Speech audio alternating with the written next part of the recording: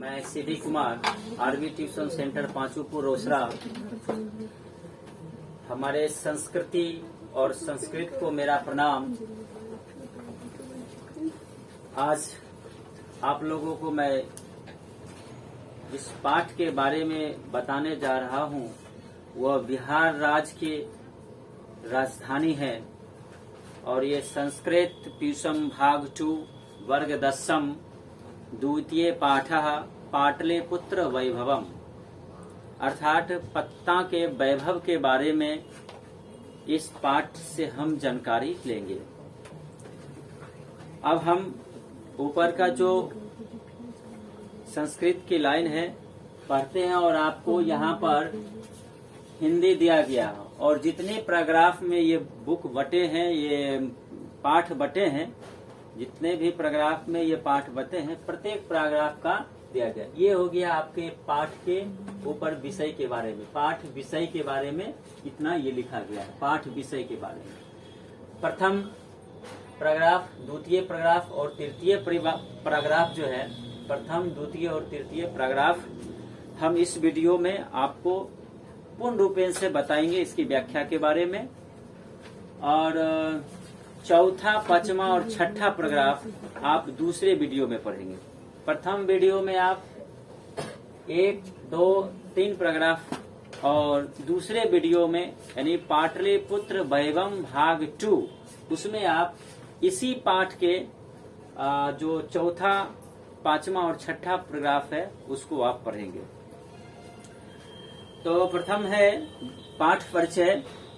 बिहार राज्यस्य राजधानी नगरम पाटलिपुत्रम सर्वेषु कालेषु महत्तम धारयत, अर्थात बिहार राज्य की राजधानी नगर पाटलिपुत्र सभी कालों में महत्व धारण किए हुए हैं। सभी काल, वो बुद्ध के काल हो, अशोक के काल हो, चंद्रगुप्त मौर्य के काल हो, या उससे पहले की जो प्राचीन इतिहास है उस समय के भी काल हो, वहां से लेके अभी तक पाटलिपुत्र एक विशेष महत्व धारण कर रखा है। अब आते हैं इसमें दूसरी पंक्ति है, अस्य इतिहास्य साद्र सहर्ष 2 वर्ष परिमिति वर्तते। इसका इतिहास जो है लगभग 2500 वर्ष पहले की बात हुई है ना, 2500 वर्षों से घिरा है, यानी इसका जो इतिहास है पूर्व से 2500 वर्ष पहले से। अब दूसरी है, अत्र माने यहाँ, धार्मिक क्षेत्रम राजनीतिक क्षेत्रम उद्योग क्षेत्रम च विशेषण ध्यान आकर्षणम, अर्थात यहाँ धार्मिक क्षेत्र, राजनीतिक क्षेत्र एवं उद्योग क्षेत्र में विशेष रूप से ध्यान को स्मरण ग्रंथों में किया गया है। यानी इसके जो पहले ही कहा गया, जो आप इसका जो इतिहास है बहुत पुराना है, और बहुत पुराना है तो सभी राजाओं महाराजाओं के काल में, अंग्रेजों के काल में से लेकर राजनीतिक, धार्मिक और आर्थिक क्षेत्र में जो इसका जो है ध्यान जो है स्मरण ग्रंथों में किया गया है। मतलब जो मेगास्थनीज आए, फहियान आए, बहुत सारे इतिहासकार आए, जिन्होंने अपने अपने ग्रंथ में अपने अपने स्मरण से, अपने दृष्टि से जो जो चीज देखा, समझा, पढ़ा, लिखा, वो सब चीज अपने ग्रंथों में लिख दिया। वैदेशिक यात्राणि मेघास्तनिज फहियान ह्वंसं इतिंसं प्रभृतयः पाटलिपुत्रस्य वर्णनं स्व स्मरण ग्रंथेषु चक्रुः। कहने का अर्थ हुआ, जो विदेशी यात्री, जो भी विदेशी यात्री, जैसे कि मेघास्थनिज, फहियान, ह्वंसं है ना, हर्षवर्धन के काल में ह्वंसं आए थे, और इतिंसं, ये सब जो है पाटलिपुत्र का वर्णन जो है स्व स्मरण ग्रंथेषु चक्रुः, यानी उस चक्र में, उस काल में, अपने अपने काल में ग्रंथ में अपने अपने हिसाब से, अपने स्मरण से, अपने याद से उन्होंने लिखा। पाठे अस्मिन् पाटलिपुत्र वैभवस्य सामान्य परिचय वर्तते। इस पाठ में हम पाटलिपुत्र वैभव के वर्णन के बारे में सामान्य परिचय लेंगे। सामान्य तो छोटा सा परिचय हम आज 10वें वर्ग में ये इनका वैभव तो इतना ही को पाठ में समेट जाता था, ऐसी बात नहीं है। पाटलिपुत्र का वैभव और भी अधिक है। अब हम प्रथम स्टेंजा का ये पढ़ेंगे। यहाँ पर पहली है, प्राचीनेषु भारतीयेषु नगरेऽस्यन्तं पाटलिपुत्रं नुगंगम वसुद्विचित्रम महानगरम अभवु। कहते का अर्थ है, प्राचीन भारतीयों में, प्राचीन भारतीय नगरों में एक पाटलिपुत्र जो गंगा नदी के किनारे अवस्थित अद्भुत महानगर हुआ। प्राचीन समय में ही, अभी नहीं, पटना अभी नहीं बसा है, 1-2 वर्ष पहले नहीं बसा है। प्राचीन बहुत समय से, यानी दिल्ली से भी पुराना प्राचीन इतिहास ये हमारे पटना का रहा है। प्राचीन भारतीय नगरों में एक पाटलिपुत्र जो गंगा नदी के किनारे अवस्थित अद्भुत महानगर हुआ। ठीक है। तद्विषये इसके बारे में दामोदर गुप्त नाम कवि कुटनीमताख्ये काव्य कथ्यति। दामोदर पुत्र नाम के एक कवि हुए जो कुटनी में है ना, कुटनीमत नामक काव्य में कहा। यानी कोई पूछेगा कुटनीमत ये काव्य कौन लिखा? गुप्त जो है कौन सा किताब लिखे? कुटनीमताख्य। कुटनी है ना, कुटनीमताख्य, कुटनीमताख्य लिखा हुआ है, लेकिन इसका नाम ये भी हो सकता है कुटनीमत नामक, कुटनीमत नामक काव्य को इन्होंने लिखा है ना। आप कुटनीमताख्य भी पढ़ लें तो कोई गलती नहीं है। कुटनीमताख्य, कुटनीमताख्य अगर पढ़ लें तो भी कोई गलती नहीं है। और अगर आप इसमें पढ़ रहे हैं है ना, कुटनीमत जो नामक ग्रंथ है, ऐसे पढ़ लें तो भी गलत नहीं है। तो इस तरह के ग्रंथ उन्होंने लिखा, दामोदर पुत्र लिखा। ऑब्जेक्टिव में पूछेगा किस नदी के किनारे बसा है? गंगा। गंगा। और दामोदर गुप्त जो है किस नाम का पुस्तक लिखा, ग्रंथ लिखा है, काव्य लिखा है? कुटनीमत। आप अपने बुक को देखकर पढ़िए, है ना। कुटनीमताख्य क्या है? कुटनीमताख्य काव्य लिखे। और उसमें लिखा, क्या लिखा? बहुत ही सुंदर बात लिखा गया है। अस्ते मही तलतिलकम, अस्ते, अस्ति पढ़िए, अस्ते महिम तलतिलकम सरस्वती कुलगिरहम महानगरम, सरस्वती कुलगिरहम महानगरम नामना पाटलिपुत्रम परिभूत पुरंदरनस्यानम। पुरंदर स्थानम ये थ है, ये स्थानम लिखल है। क्या लिखल है? स्थानम। थ है ये, ठीक है, थ स्थानम। तो कहता अस्ति मही तल तिलकम, पढ़िए, अस्ति मही तल तिलकम सरस्वती कुलगिरहम, सरस्वती कुलगिरहम महानगरम नामना पाटलिपुत्रम परिभूते पुरंदरस्थानम। पाटलिपुत्रम परिभूते पुरंदरस्थानम। परिभूत, परिभूत पुरंदर स्थानम, यहाँ पर छोड़ दिया गया है परिभूत, यहाँ पर पुरंदर है ना, स्थानम वो होगा यहाँ बीच में, ठीक है, पुरंदर स्थानम, ठीक है। अरे लिखने के क्रम में ऐसा कुछ छोटी मोटी गलतियां हो जाती है, ठीक है, कोई दिक्कत नहीं है। अस्ते मही तल तिलकम, अस्ते मही तल तिलकम, अस्ते मही तल तिलकम, अस्ते मही तल तिलकम सरस्वती कुलगिरहम, सरस्वती कुलगिरहम महानगरम, महानगरम नामना पाटलिपुत्रम पाटलिपुत्रम् परिभूते पुरन्दरस्थानम्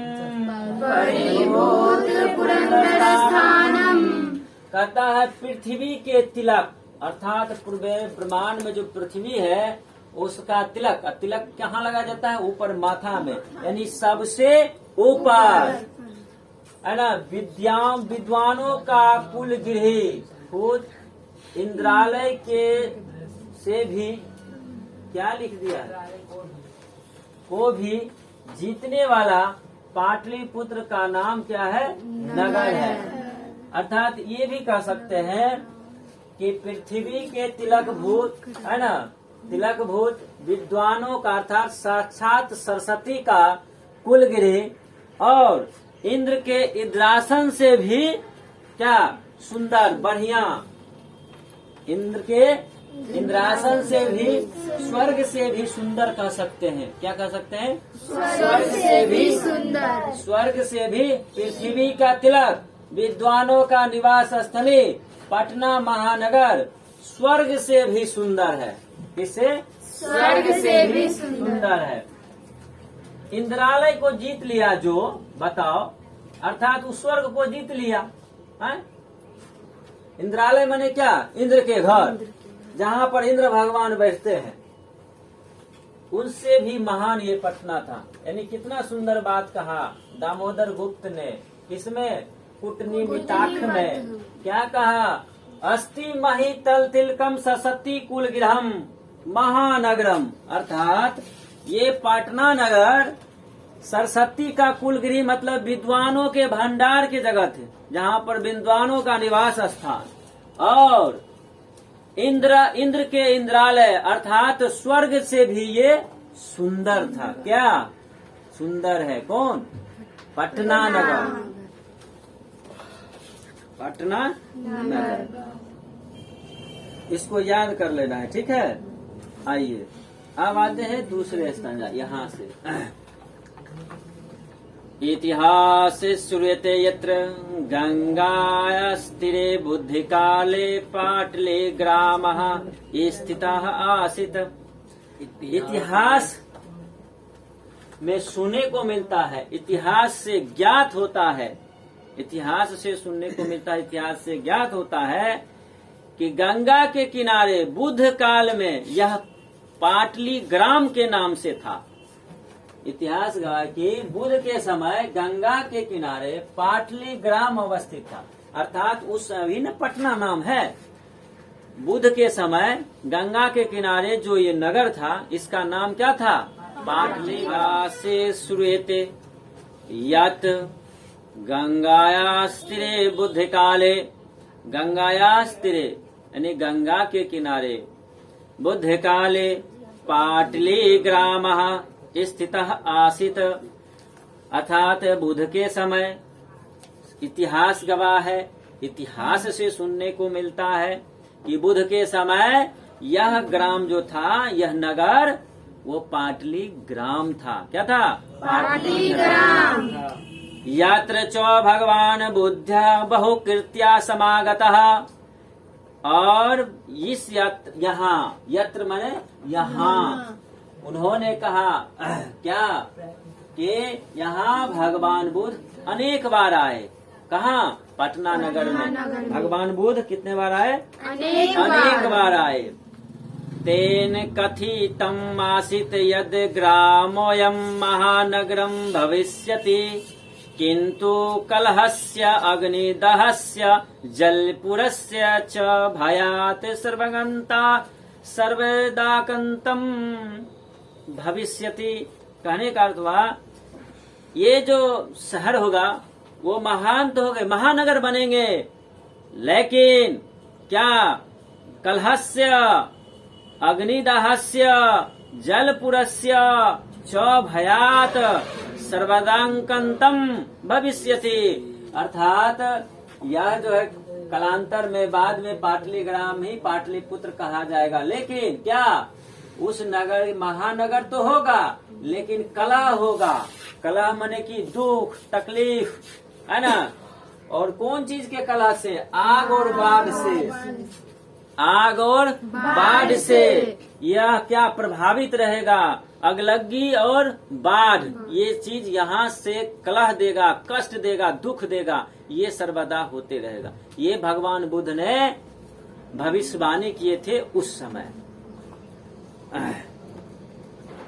कलांतरे पाटलिग्राम एव पाटलिपुत्रमिति कथितः, बाद में यही पाटलिग्राम को ही पाटलिपुत्र कहा गया। ठीक है। चंद्रगुप्त मौर्यस्य काले यस्य नगरस्य शोभा रक्षा व्यवस्था च अति उत्कृष्टि सिद्धिति यूनान राजदूतः मेघस्थनिजः स्वस्मरणेषु निरूपयति। कहने का अर्थ हुआ इस नगर की शोभा और सुरक्षा प्रबंध अति उत्तम था। शोभा और सुरक्षा अति उत्तम था। अति उत्तम था। अति उत्तम था। यह बात यूनानी राजदूत मेगास्थनीज ने अपने यात्रा वृत्तांत में लिखा है। यह बात कौन लिखा? मेगास्थनीज अपने यात्रा वृत्तांत में लिखा है। क्या लिखा है? अस्या नगरस्य वैभवं प्रियदर्शिनः अशोकस्य समय सूत्रां समृद्धम्। इस नगर की वैभव प्रियदर्शी अशोक के समय और अधिक समृद्ध था। मेगास्थनी का है कि यूनानी राजदूत अर्थात चंद्रगुप्त मौर्य के समय में तो था ही, चंद्रगुप्त मौर्य के समय तो था ही, लेकिन उससे भी अच्छा यहाँ का रक्षा व्यवस्था पटना का किसके काल में हुआ? अशोक के काल में।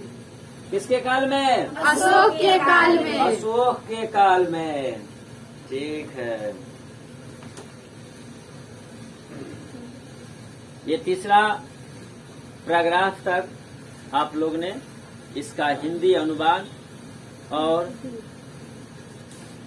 इसके बारे में, पाटलिपुत्र के बारे में आपने जाना, और आप इसको आप देख करके हिंदी अनुवाद, वीडियो को रोक करके आप हिंदी अनुवाद जरूर लिख लें ताकि आपको समझने में आसानी हो, और पढ़ करके इसका हिंदी अनुवाद आप देखेंगे।